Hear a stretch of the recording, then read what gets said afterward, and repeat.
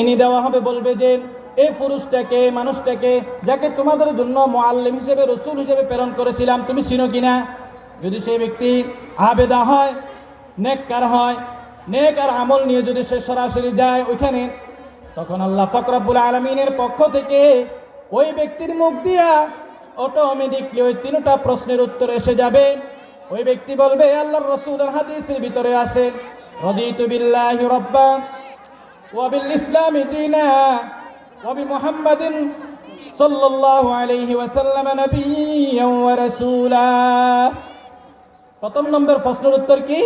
রাদিতু বিল্লাহি রাব্বা, আমার প্রভু হলেন আল্লাহ, আমি আল্লাহকে রাজি খুশি হিসেবে ছিলাম, আল্লাহ আমার প্রভু হিসেবে দুনিয়াতে ছিল, ওনার জন্য ইবাদত করেছি। আমার হরি কৃষ্ণের কোনো পূজা আমি করি নাই, আমি কোনো দল আর নেতার পূজা করি নাই, একমাত্র আল্লাহ পাক রব্বুল আলামিনের পূজা করেছি। তার মুখ দিয়ে কি বের হবে? রাদিতু বিল্লাহি রাব্বা। তোমার দিন কি ছিল? ওয়া বিল ইসলামি দীনা। ওই ব্যক্তির মুখ দিয়ে বের হয়ে যাবে, ওয়া বিল ইসলামি দীনা, আমার দিন ছিল, ধর্ম ছিল ইসলাম, আমি তার উপর সন্তুষ্টি ছিলাম এবং ওটার উপর আমি অবিচল ছিলাম, আমল করেছিলাম।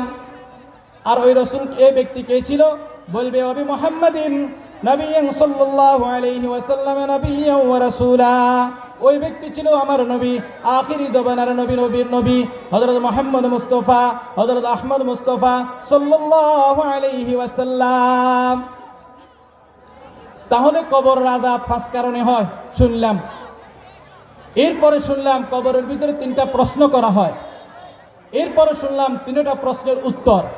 আমরা কি যারা মা বোনেরা আসি, এখানে উপস্থিত যারা আছি, এই দোয়াটা কি আমরা শিখতে পারি না ইনশাআল্লাহ? প্রত্যেক নামাজের পরে 10 বার, যদি পারি দৈনিক 100 বার।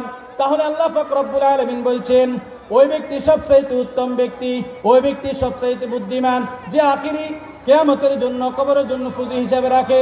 আর উত্তম আমল হলো এটা, খায়রুল আমালি মা কাল্লা ওয়া আদামা, যদিও ছোট আমল হয়, যেটা সব সময় লাগাতার করা হয়। এই জন্য আমরা আজকে এখানে থেকে, এই মাহফিল থেকে দোয়াটা শিখিনি। কি বলেন?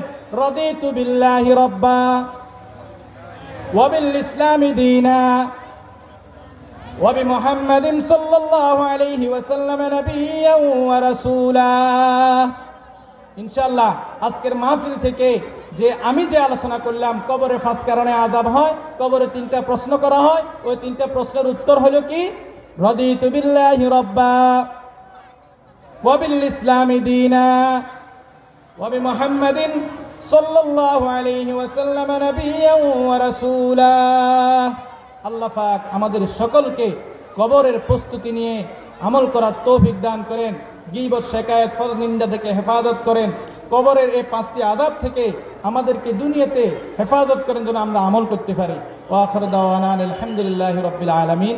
এখন ইশারার আজান হবে।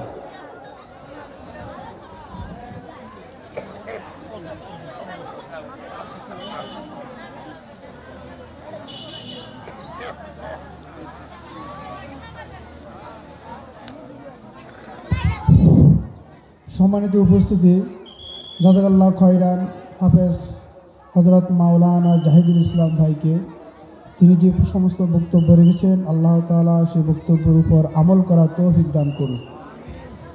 সম্মানিত উপস্থিতি, আপনারা জানেন আজকের পূর্ব কাদিরবাগ দারুল আরকাম ইবতেদায়ী মাদ্রাসার উদ্যোগে যে মাহফিলটি, এই মাহফিলটি প্রায় 2 মাস বা 2.5 মাস থেকে অনেক পরিশ্রমের মাধ্যমে এই মাহফিলটি আজকে পরিচালিত হচ্ছে। আর্থিকভাবে সবচাইতে বেশি যারা দান করেছেন তারা হলেন প্রবাসী। প্রায় 70% প্রবাসীদের মাধ্যমে আজকের এই